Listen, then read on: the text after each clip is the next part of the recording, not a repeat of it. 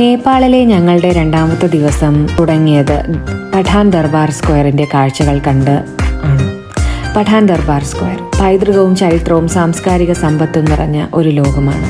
അത് സന്ദർശിക്കുക ഒരു അവിസ്മരണീയമായ അനുഭവം തന്നെയാണ്. പഠാൻ ദർബാർ സ്ക്വയറിൻ്റെ കാഴ്ചകൾ കണ്ട് ഞങ്ങൾ യാത്ര തിരിച്ചത് ചന്ദ്രഗിരിയിലേക്കാണ്. ചന്ദ്രഗിരി ഹിൽസ് നേപ്പാളിലെ കാഠ്മണ്ഡുവിനടുത്തുള്ള ഒരു പ്രശസ്തമായ പർവ്വതശ്രേണി. ചന്ദ്രഗിരിയിൽ നിന്ന് ഹിമാലയൻ പർവ്വതങ്ങളുടെ മനോഹരമായ കാഴ്ചകൾ കാണാൻ കഴിയും എന്നത് ഒരു വലിയ പ്രത്യേകതയാണ്. ചന്ദ്രഗിരി 2551 മീറ്റർ ഉയരത്തിൽ സ്ഥിതി ചെയ്യുന്ന ഒരു പർവ്വതം. അവിടുത്തെ മനോഹരമായ കാഴ്ചകൾ സന്ദർശകരെ എന്നും ആകർഷിക്കുന്നു. അവിടുത്തെ കാഴ്ചകളെല്ലാം കണ്ടു മടങ്ങിയതിന് ശേഷം ഞങ്ങൾ കാഠ്മണ്ഡുവിലെത്തി അടുത്തതായി യാത്ര ചെയ്തത് ബൗദ്ധസ്തൂപയിലേക്കാണ്.